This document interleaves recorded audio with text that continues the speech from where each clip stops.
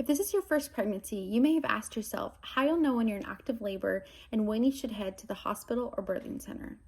Because pre-labor can last for hours and even days, you don't want to head to the hospital too soon and get sent home. In this video, we'll talk about the 511 rule and other signs that you'll see when you're moving into active labor. In early labor, the cervix is dilating and thinning out, so it's basically preparing for birth. During this stage, you may feel regular contractions and you may see the loss of your mucus plug. In early labor, it is safe to stay home and use distraction methods to get through the contractions. Things that you could use are walking, watching a movie, playing card games, listening to music. Active labor is when your cervix is dilated to at least 6 centimeters and the baby is moved further into the pelvis. When you're entering active labor, that's when it's a good time to head to the hospital or birthing center.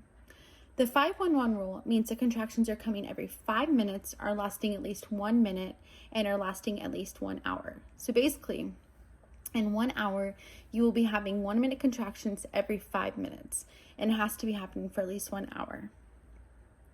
When you begin experiencing contractions, it is good to document how long each contraction is lasting and the amount of time before the next one.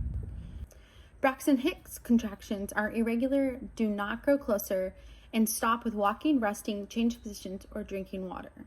True labor contractions grow closer together and don't change with movement or drinking water. So once you're feeling contractions every 5 minutes, they're lasting at least a minute, and they're lasting for at least an hour, it is a good time to call your provider. As your contractions are growing in intensity and getting closer together, that's a sign that you're moving into active labor. It means the cervix is opening and thinning out and your body is preparing for birth. Other signs you may experience in pre-labor include nausea, diarrhea, a pinkish vaginal discharge, lower back pain, and possibly pressure in your lower back.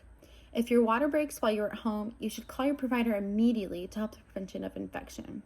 When you arrive, they may ask you about the odor, color, and amount of amniotic fluid that you saw come out.